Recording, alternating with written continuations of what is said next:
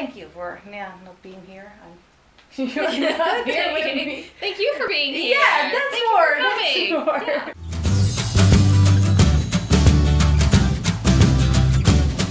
Morning! Ik ben hier met Krystal Sutherland, de schrijfster van dit prachtige boek Sterrenstof. In het Engels Our Chemical Heart. En ja, ik ga de interviewen. Het is in het Engels. Dus als je geen Engels kan, dan heb je pech. Well, thank you for not being here. You're not here with me. Thank you for being here. Yeah, that's Thank more. You for coming. That's more. Yeah. Right. Your book is about. Yeah. Can you explain what it's about? Gosh, I'm so bad at explaining what it's about. But it is told from the perspective of a 17-year-old boy named Henry Page.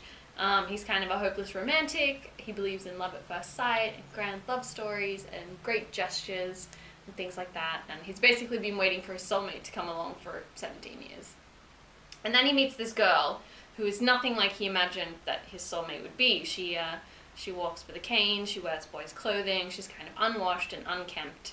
But he finds himself becoming obsessed with the idea of them having a perfect relationship together. Yeah. Yeah. Yeah, that was my first question, because why did you write it from his perspective and not from hers? So in the beginning I thought about maybe doing like dual perspectives, like Eleanor and Park, so from the boy and the girl. But then the thought of kind of getting inside of Grace's head, I wanted to write it from Henry's perspective because he's so naive and he's so hopeful. And he's just a really nice character to be in the head of because he's sweet and he's funny. And then Grace is kind of, she's in a very dark place. She's not happy. She's kind of grieving and sad. And I just didn't want to tell the story from her perspective just because I knew it would be really hard to get in her head. And it wasn't necessarily a place that I wanted to be. So I think he's a little bit more relatable. Because yeah. Not all of us have been through what Grace has been through. Exactly. How did you find it? Because, may I ask how old you are? 26. Yeah, so it's not very long ago, but how did you find it to write in the perspective of a teenager and a teenage boy? Because a lot goes on in his head. Yeah. So writing from the perspective of a teen wasn't too hard because I feel like there isn't a huge difference between teenagers and adults, and I'm still close enough to being a teenager that I can remember what it was like. Like, high school is awful, and everything that happens to you, it's like it's happening for the first time. So, the first time you fall in love and the first time you get your heart broken are just these world-shattering things because it's never happened to you before. So everything is so dramatic. I know, exactly, right? And you're like, there's no way I can survive this because this is the greatest heartbreak that anyone has ever experienced. But then you get older and you kind of realize that everyone goes through that. And then writing from the perspective of a boy, I chose to do that because I wanted to write a character that was really different from me so I could really just step outside of myself and build a character from the ground up. And which I was able to do with Henry. I'd written manuscripts before this one that I'd never tried to get published, and I didn't really like them because the main characters became this like weird, demented version of me. And I hated them. So Henry was much better to write because he's very far removed from who I am. So it's good. And Grace, is she also far away from who you are? Yeah, she is. She's like, there are little bits of me, I think, in all of the characters. So little like quirks of my personality and tastes and that kind of thing. But also a lot from my friends and family ended up in other characters as well. So they might read a scene and think, oh, that is a little bit like me. But I think that happens. You take those little bits of truth and put them into the characters to make them real. Yeah, because I noticed that something I loved about the book is the relationship between everybody, between the parents and between the friends.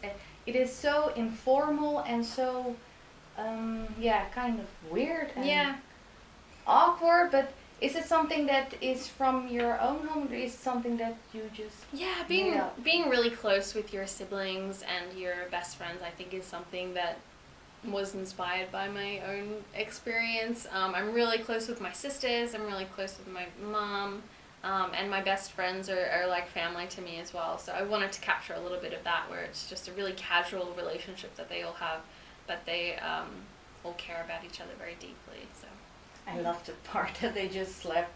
Yeah, they sleep in each other's houses. He was in his bed and he was in I know. I thought, why don't I have that with my friends? Something that was, I don't know if it's true, but I thought maybe that because you lived in Australia and you lived in here in Amsterdam and now you're in Hong Kong, right? I was in Hong Kong. I just moved back to Australia in June. So yeah.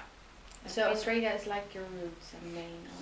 Yeah. So I've lived a few places now, and I've traveled a lot. I've been like all over the world. I haven't been to Africa yet, but I'm getting there. I've been there. Oh, you've been there? Where? None of the other places. Where have you been? In South Africa. Oh, lovely. We went on a safari tour and I loved it. Oh, yes. It's amazing. And then we went to Cape Town and a little bit of the other towns, and it was very devastating. The villas on the one side and all the bed and breakfast, and on the other side you have like what do you call it in English? In Dutch it is sloppenwijk, and in English like slums or I think so. That everyone built their house of their own. And it's just very filthy and on the floor. That's really confronting. Yeah. Because it's literally on the other side of the road. And you can like see the wealth on one side and the poverty on the other. Exactly. You should go there. Yeah, I mean, I definitely want to go to Africa, but I just haven't made it yet. But yeah, Australia is like my home. So yeah, because Murray, he's an Aussie. Does he represent your Australia? No. Or? He represents the way that Australia is often represented in media, I think. So people have this idea that we're like Steve Irwin, Crocodile Dundee type, ride kangaroos to work. And that'd be awesome. Yeah, it would be great. But then you go to Australia and you realize that it's kind of not like that. But I wanted him to be very uber Australian, because that is the way we kind of are perceived to be overseas, I think, quite a lot of the time. So it's not like there's a little bit of Hong Kong in another character? No. So I wrote the book mostly before I was living in Hong Kong. But in my next book, though, which I finished the draft of, there are little bits of it take place in Vietnam. So, and I travelled around Vietnam a little bit as well and got some inspiration from that. So oh my goodness, I'm very bad at speech. You're fantastic. Don't worry about it. If I film, then I have like an intro where I screw up, and I have like 5 minutes afterwards where I screw up. Yeah, this is me. So I do these videos sometimes as well. Oh, really? But I usually just do them by myself in my bedroom with my iPhone, and I just sit there. It takes me like an hour to film a 5-minute video because I'm just like,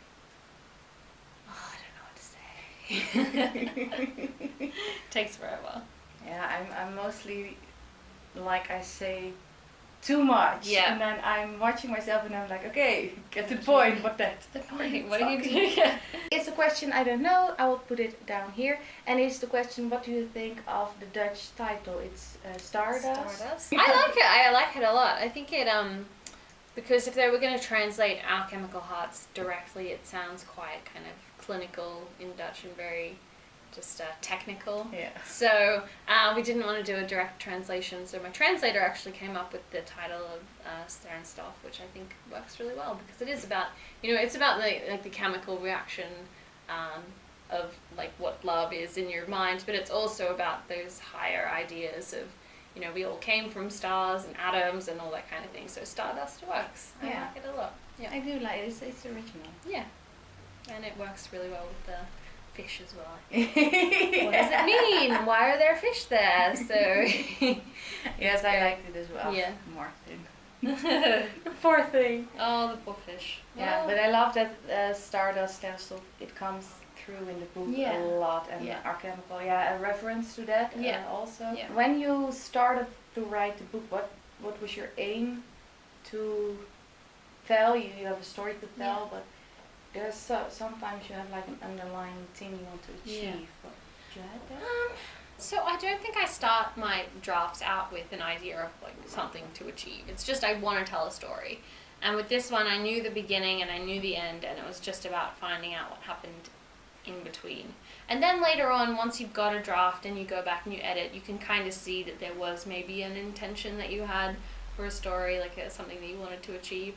And I think with this one, it was that I wanted to tell a love story that was maybe a little bit out of the ordinary. It didn't necessarily have a Hollywood happy ending where they ride off on a unicorn together into the sunset.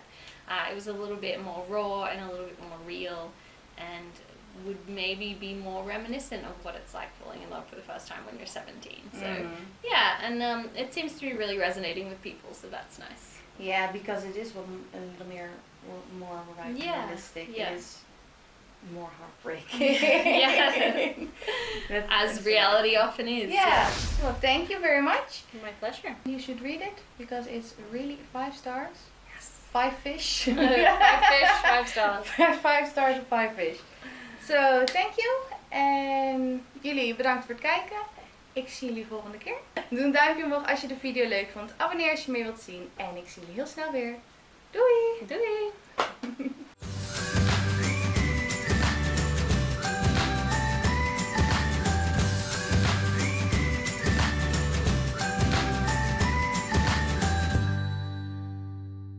Your creative activity.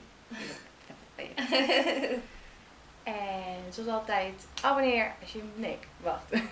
Nou, sprong je af. I don't have any idea what you're saying, so It's better, feel free to I just screw need up. to roll with it. Now I hope that record everything. Wouldn't it be funny if it hadn't been recording?